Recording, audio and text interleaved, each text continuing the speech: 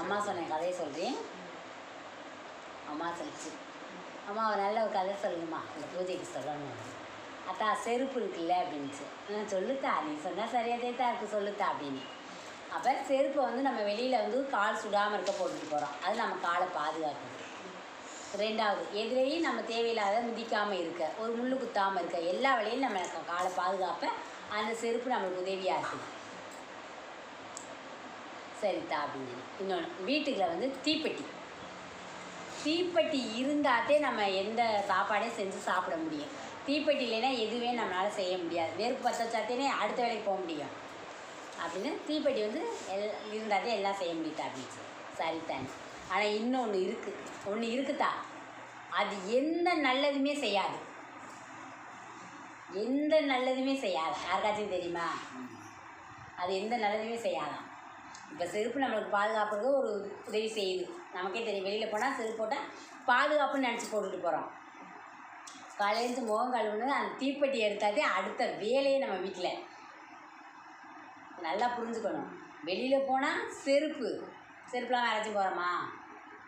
வீட்டுக்குள்ள காலையில் தீப்பெட்டி பற்ற வைக்காமல் எந்தையாச்சும் செய்ய முடியுதா நம்மளால்? ஒன்றுமே முடியலக்கா. ஒன்று இருக்குது, எந்த நல்லதுமே செய்யாது. சரித்தா, என்னத்தா ஒன்றும் புரியலேத்தா சொல்லித்தாங்க. எண்ணங்கள், நம்மளுடைய எண்ணங்கள் ஏதாச்சும் நல்லது செய்தா நீங்களாம் சொல்லணும். யாராச்சும் ஒருத்தர் சொல்லணும், ஏனிதா நல்லது செய்தா இந்த நிமிஷம் நினைப்போம், இன்றைக்கி இந்த இடத்துக்கு போயிட்டு வந்துடணும். அதே அந்த மனசில் இருக்க எண்ணம் அடுத்த நிமிஷம், ஆமாம் இன்னொரு நாளைக்கு பார்த்துக்கலாம், உடனேவா போகணும் அப்படின்னு சொல்லிடுறோம். நல்லா ஜவுளி கடையில் போய் ஒரு 2 மணி நேரம் 3 மணி நேரம் துணிமணி எடுப்போம்.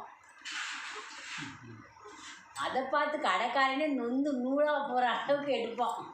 அதனால இப்போ எல்லாம் எப்படின்னா, நீங்களே பார்த்து எடுத்துகிட்டு போங்கன்னு விட்டுட்டாங்க. எல்லா கடையிலையும் ஜவுளி கடையில் அடுக்கி வச்சுருக்கோம், உங்களுக்கு பிடிச்சதை எடுத்துகிட்டு போங்க, எத்தனை மணி நேரம் வேணாலும் நீங்கள் கடைக்கில் இருந்துக்கங்கட்டாங்க. ஏன்னா அவங்க எடுத்து போட்டு சீன் போய் மயக்கம் வந்துருச்சு. அந்த துருமணியை நம்ம கொண்டு வந்து என்ன சொல்லுவோம்னா, சே அந்த சிலையை எடுத்துருந்துருக்கலாம், அது நல்லா இருந்துச்சு, இங்கே வந்தால் இது நல்லா இருக்கும்.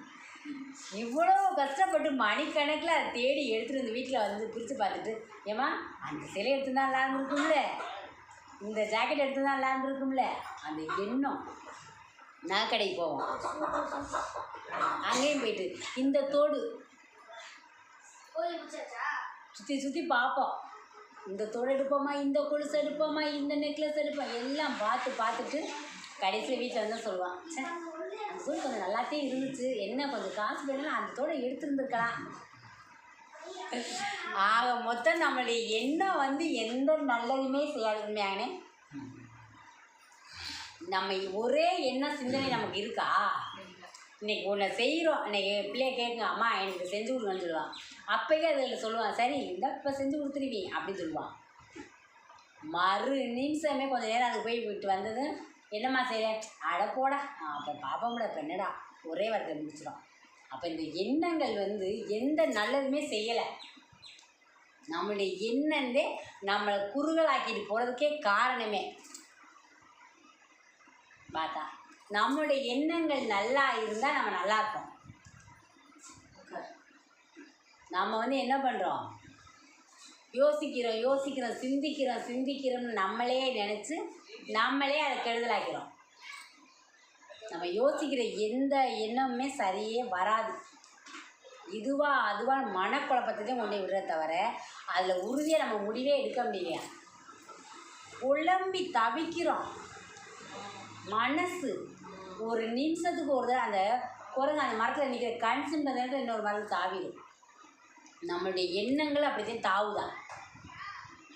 நம்மளை ஒருநிலைப்படுத்தணும்.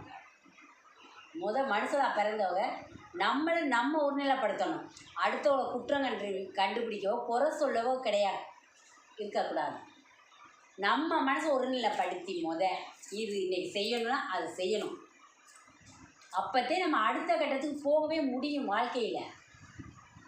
இப்போ ஒரு பேச்சு சொல்லுவாங்க, சிலர் சொல்லுவாங்க, ஆமாம் இவ இருக்கா, இப்போ ஒரு சொல்லுவோம்ல இந்த பிள்ளை, அப்புறம் அடுத்து ஒரு பேச்சு பேசிடும் அப்படின்னு சொல்கிறாங்க.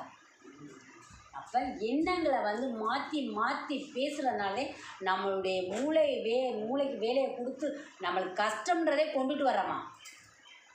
யோசிச்சே இது அப்படியா அது இப்படியா, இந்த எண்ணங்கள் ஒரு நிலைப்பட மாட்டிதான் நம்ம மனசில். நம்ம எண்ணங்களை ஒரு நிலைப்படுத்துங்க. இன்னைக்கு காலையில் எழுந்தது இந்த சாப்பாடு செய்யணுப்பா அப்படின்னா அந்த சாப்பாடு செய்யணும் நினைப்போம். சத்த நேரத்தில் வேண்டாம், ஆமாம் இதை செய்வோமா அதை செய்வோமா அப்படியே யோசிச்சு வேறு எதுவுமே செய்ய மாட்டோம். ரசமும் ஊறாயமா போயிருந்துல, கறிக்குழம்பு நினைப்போம், கடைசியில் அன்னைக்கு கஞ்சியாக போயிடும். அதனால் என்ன சொல்லினா, எண்ணங்களை நம்ம யோசிக்கிறத எதுவாக இருந்தாலும் சரி, அம்மா இது அதெல்லாம் சொல்லலை, நம்மளுடைய எண்ணங்களை சொல்லுது. என்ன யோசிக்கிறோமோ அதை ஒரே தடவை யோசிங்க. இதை செய்யணும் அப்படின்னா உங்கள் மனசு மூளையை சொல்லிடுச்சுன்னா அதையே செய்யுங்க. போட்டு குழப்பிக்கிட்டு நிற்காதீங்க அண்ணே ஜன்னி. அதனால் யோசிக்காதீங்க.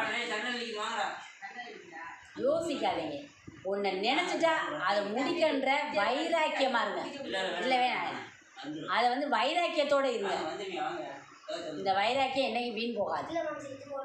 எண்ணங்களை ஒரே எண்ணமாக நினைங்க, ஒருநிலைப்படுத்துங்க. மனசை ஒருநிலைப்படுத்தி பாருங்க, உங்கள் வாழ்க்கையில் வெற்றியாகும் எல்லாமே. சரியா? அம்மா சொன்ன கதையை கேட்டு மனசை ஒருநிலைப்படுத்துங்க. சரியா?